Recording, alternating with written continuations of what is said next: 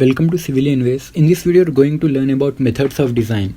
So, previous video we have learned about like classification of steel over and many parts are over. So, like working stress method, codes and standards is completed. So, in this video, we're going to learn about methods of design. So, if you're new on this video, so subscribe to Civilian Ways.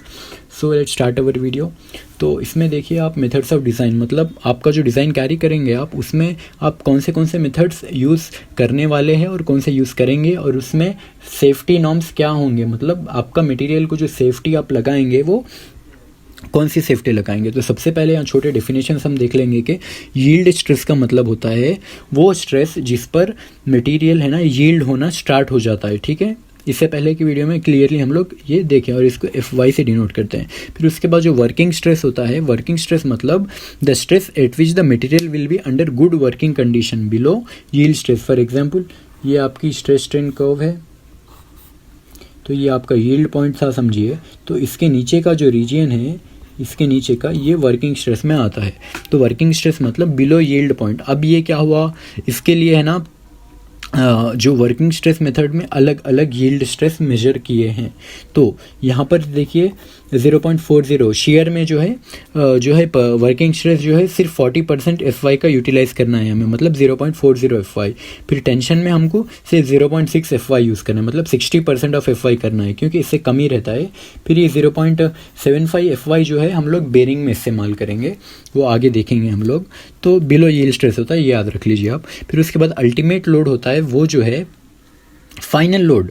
उसके बाद material कुछ load ले ही नहीं सकता, उसको हम बोलते हैं अल्टीमेट लोड। मतलब ये देखिए स्ट्रेस स्ट्रेन कर्व में ये वाला जो पॉइंट था ये अल्टीमेट लोड पॉइंट है, ये भी अल्टीमेट पॉइंट है, ये भी अल्टीमेट। इसके बाद कर्व नीचे ही जाएगी, ऊपर नहीं जाएगी, तो उसको हम बोलेंगे ultimate load point.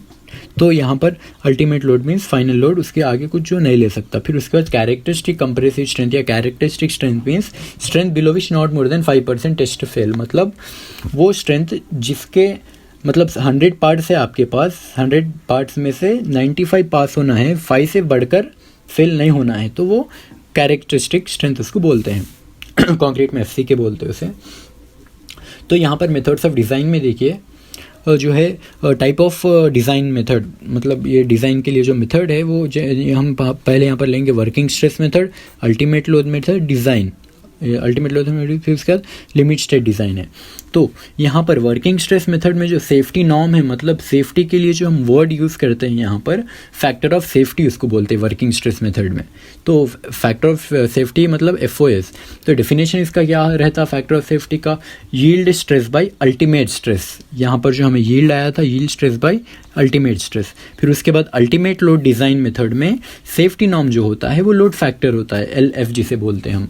Load factor जो हो गया उसका क्या है definition, ultimate load by working load. मतलब ये कर्व में जो है फाइनल का जो अल्टीमेट लोड बाय ये वर्किंग लोड लेना है हमें।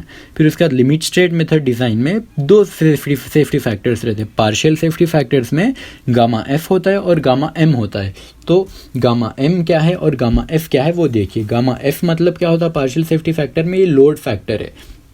जब कभी भी लोड का कैलकुलेशन होगा तो जब गामा F लगाएंगे हम, और रेसिस्टेंट फैक्टर मतलब रेसिस्टेंस की जब बात आएगी हम गामा M लगाएंगे। तो गामा F का मतलब यहाँ पर क्या है, design load bye characteristic load. Design load मतलब जो लोड आपका डिज़ाइन किए हैं आप, वो design load bye characteristic load है। फिर उसके बाद रेसिस्टेंस फैक्टर में क्या है कि characteristic strength by design strength. तो ये आपको है ना कोड बुक में भी मिल जाएंगे। यहाँ पर बोलने का आपको रीज़न ये है कि आपको वर्किंग स्ट्रेस मेथड में फैक्टर ऑफ सेफ्टी का डेफिनेशन पूछ सकता वो, या फिर है ना LF का मतलब लोड फैक्टर का आपको है ना डेफिनेशन पूछ सकता है। तो इससे आप है ना आपके डेफिनेशंस क्लियर कर सकेंगे। ये जो वैल्यूज़ हमें मिलने वाले हैं ये डायरेक्टली कोड बुक से मिलेंगे, लेकिन यहाँ पर आप डेफिनेशन सीखेंगे और उसके पीछे का कॉन्सेप्ट सीखेंगे इस वीडियो में। सो होप ये मेथड्स ऑफ डिज़ाइन के जो सेफ्टी नॉर्म्स है आपके लिए क्लियर है। So thank you very much for watching civilian ways. Subscribe to our channel, press the bell icon. Thank you.